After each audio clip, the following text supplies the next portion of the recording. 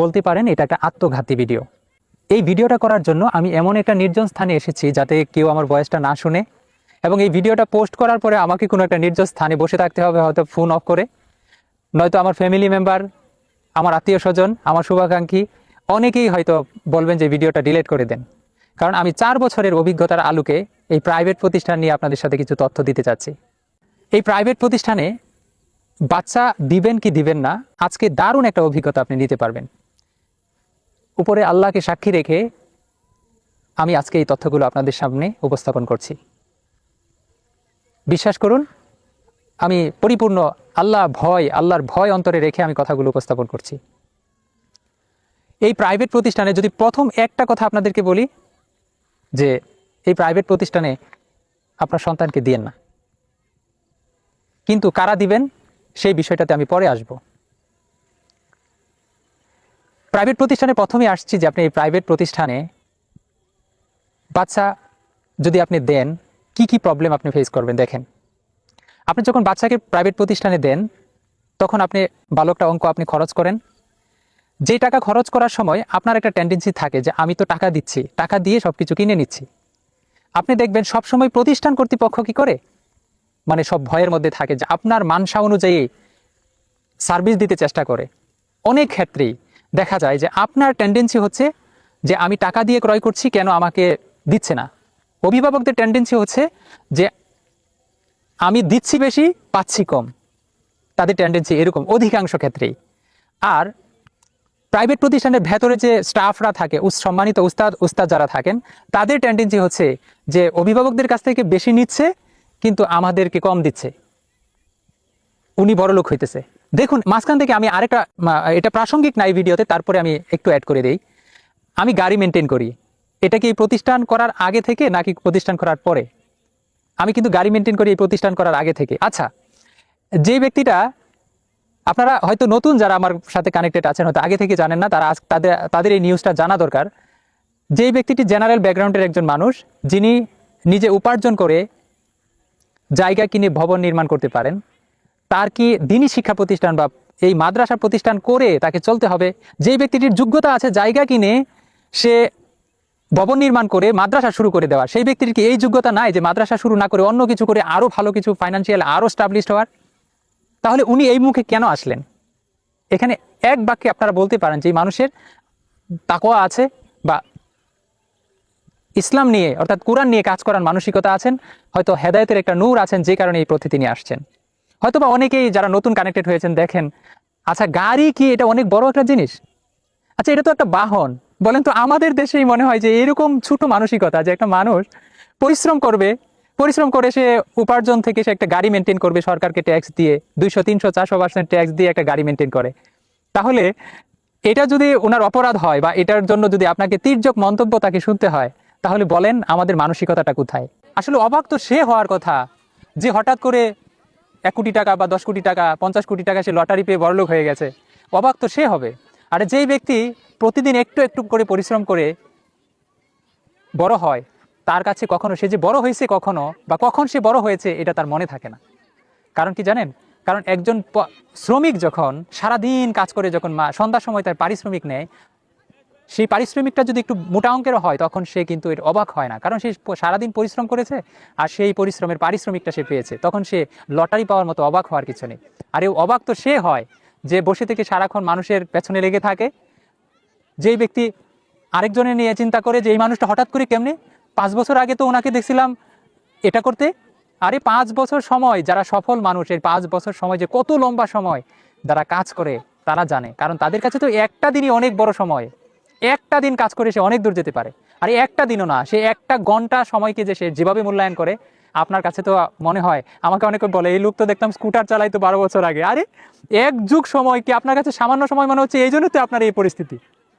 1 যুগ সময় আমি স্কুটার চালাইতাম, এই মন্তব্য আপনি করেছেন, তার মানে এখন বুঝেন আপনার অবস্থা। আপনার কথার মধ্যেই কিন্তু আপনার কথার উত্তর আছে।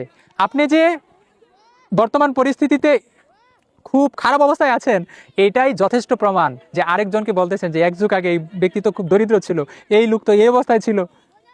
আশা করি আমি আপনাকে বুঝাইতে পেরেছি। আসলে প্রতি মিনিট সময় একজন সফল মানুষের কাছে প্রতিটা মুহূর্ত অনেক দামি, এবং সে তার সময়কে কিল করে না, সময়কে নষ্ট করে না, সে সময়কে যথাযথভাবে কাজে লাগায়। এখন যে গুরুত্বপূর্ণ কথাটা বলবো, এলম হচ্ছে নূর। এখন আর নূর মানে আলো। আপনি আপনার সন্তানকে এলমে দিনের জন্য একটা দিনই শিক্ষা প্রতিষ্ঠানে দিয়েছেন, কিন্তু আপনার মানসিকতা যদি এটা থাকে, আমি সবার কথা বলছি না কিন্তু আগে বলে দিয়েছি, আপনার মানসিকতা যদি এটা থাকে, বা একটা প্রতিষ্ঠানে দিয়েছেন দিনই শিক্ষা প্রতিষ্ঠান, সেই দিনই শিক্ষা প্রতিষ্ঠানের উস্তাদ এবং উস্তাজা এবং প্রতিষ্ঠান কর্তৃপক্ষের প্রতি যদি আপনার এই ধারণা থাকে যে আমার কাছ থেকে শুধু বেশি নিচ্ছে, আমাকে কম দিচ্ছে, আচ্ছা, শয়তান সূক্ষ্মভাবে আপনার উভয়, মানে আপনাকে কি বলবো এটাকে, যে আপনার দুটা জিনিসই নষ্ট করছে, আপনার উভয় কুল নষ্ট করছে। কেমন?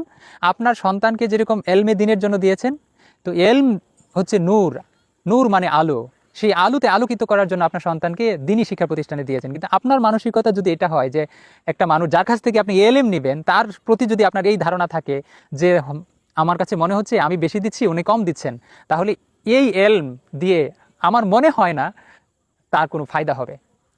আপনি যদি আপনার সন্তানকে সত্যিকার অর্থে একজন আল্লাহ ভীরু, তাকওয়াবান, পরহেজগার, মুত্তাকি আলেম বানাইতে চান, তাহলে সত্যিকার অর্থে এমন একটা দিনী শিক্ষা প্রতিষ্ঠানে দেন, যেই দিনী শিক্ষা প্রতিষ্ঠান হচ্ছে জীর্ণ শীর্ণ, যেখানে আপনার উস্তাদও খেদমত করে তাকওয়ার ভিত্তিতে, এবং প্রতিষ্ঠান কর্তৃপক্ষ তারাও পরিপূর্ণ তাকওয়ার ভিত্তিতে প্রতিষ্ঠান পরিচালনা করে। কিন্তু প্রাইভেট প্রতিষ্ঠানে সে যত বেশি তাকওয়াবান, সে যত বেশি বয়ান সে দেখ না যে আমি খুব তাকওয়াবান, আমি খুব বেশি পরহেজগার, কিন্তু আপনার কাছ থেকে টাকা নিচ্ছে না, এই জায়গায় সে কিন্তু আপনার কাছে, আপনি মাইন্ড স্যাটিসফ্যাকশন আসবেই না, আপনার জায়গায় ল্যাকিংস হবেই। আর এটা শয়তান সুখভাবে দিয়ে দিবেন, কারণ শয়তান যদি এই ধারণাটা যদি আপনার প্রতিষ্ঠান কর্তৃপক্ষ এবং উস্তাদদের উপর যদি এই জিনিসটা আপনার মাথায় দিয়ে দিতে পারে যে আমি বেশি দিচ্ছি, আমাকে কম দিচ্ছে, তখন দেখেন বাচ্চা আপনার দুইটাই যাচ্ছে, অর্থও যাচ্ছে, বাচ্চার সময়ও যাচ্ছে। আপনার মূল দিন শেষে আপনি যা দেখবেন, যা অর্জন করলো সেই অর্জন দিয়ে তার দিন এবং দুনিয়ার কোনো ক্ষেত্রেই তার এটা ভালো ফলাফল বয়ে আনবে না। আমি আমার বাস্তব অভিজ্ঞতা থেকে কথাগুলো কিন্তু শেয়ার করছি, কারণ আমি শত শত উস্তাদ আমি হ্যান্ডেলিং করছি, তারপরে শত শত অভিভাবক আমি হ্যান্ডেলিং করছি। এইখানে আরও একটা বিষয় অপ্রাসঙ্গিক হলেও আমি বিষয়টা অ্যাড করে দিই। আমাদের এই প্রাইভেট প্রতিষ্ঠানে এমন বাচ্চাদেরকেই নিয়ে আসে সাধারণত যারা একটু ফাইন্যান্সিয়ালি কেপেবল, আর তাদের বাচ্চারা কিন্তু লাইনচ্যুত থাকে বেশি। এদেরকে নিয়ে কাজ করা যে কত কঠিন, আর আপনার বিশেষ করে আপনি যত চেষ্টা করবেন তারপরে দেখবেন তাদের মন পাচ্ছেন না, কারণ শয়তান এখানে সূক্ষ্মভাবে একটা পেচ লাগিয়েই রাখে। আসলে দিন শেষে আমি আপনাদেরকে বলবো, ওই ব্যক্তি, ওই অভিভাবক বাচ্চা দিতে পারেন, যেই অভিভাবক বাচ্চা দেওয়ার পরে তার মানসিকতা হচ্ছে যে আমি যে প্রতি মাসে টাকা দিচ্ছি, ভর্তি ফি দিচ্ছি, এইটা তাওয়াক্কালতু আলাল্লাহ, আল্লাহ ভরসা। যদি প্রতিষ্ঠান কর্তৃপক্ষ এটাকে নয়সই করে, আমার কাছ থেকে বেশি নিয়ে আমার বাচ্চাকে কম দেয়, তখন সেই ক্ষেত্রে যদি বেইনসাফ করে, সেটা দায়ভার আল্লাহর কাছে, সে আল্লাহর কাছে দিবেন। আমি কেন এই অযথা সন্দেহ করে আমার টাকাও নষ্ট করব, সন্তানও নষ্ট করব? আপনি যদি অযথা সন্দেহ করেন, শয়তান এটা সূক্ষ্মভাবে আপনার মাথায় দিয়ে দিবে। যখন সন্দেহ করা শুরু করবেন, দেখবেন তাদের সাথে সম্পর্কের ব্রেকআপ হবে, সম্পর্ক খারাপ হবে। তখন কিন্তু আসলে এলম হচ্ছে এমন এক জিনিস যেটা সিনা থেকে সিনায় আসে। ঠিক আছে, আপনি বড়দের মুখ থেকে আমরা শুনেছি। তো যাই হোক, আমি জেনারেল ব্যাকগ্রাউন্ডের মানুষ, আল্লাহ পাক হয়তো হেদায়েতের কিছু সিটে ফুটা আমার প্রতি বর্ষণ করেছেন বিদায় আমি সকল কিছু ক্লোজ করে আমি দিনী শিক্ষা প্রতিষ্ঠানের প্রতি মনোনিবেশ করেছি। আমার কথাগুলো আপনাদের জানি না কেমন লেগেছে, তো আমি চেষ্টা করেছি আপনাদের কাছে উপস্থাপন করার জন্য যে এই দিনী শিক্ষা প্রতিষ্ঠানে যদি আপনার সন্তানকে দিতে চান, কেন দিবেন, কারা দিতে পারবেন, আর দিলে আপনার মানসিকতা কি হওয়া উচিত। আপনি এখানে যারা অনেক প্রাইভেট প্রতিষ্ঠান আছে, এখন অনেকে হতে পারে যে আপনি খারাপ, সবাই কি আর খারাপ? আমার বাস্তব অভিজ্ঞতা তুলে ধরলাম, কারণ আমি যেহেতু 64 জেলার অভিভাবক, 64 জেলার বাচ্চা, 64 জেলার শিক্ষক শিক্ষিকা নিয়ে কাজ করি, তাহলে আমার সামগ্রিকভাবে আমার একটা ধারণা হয়ে গেছে। इस्लाम का परचम दुनिया में लहराया है, जुल्म सितम के दौर के अंदर हक का दीप जलाया है, देवबंद ने इस्लाम का परचम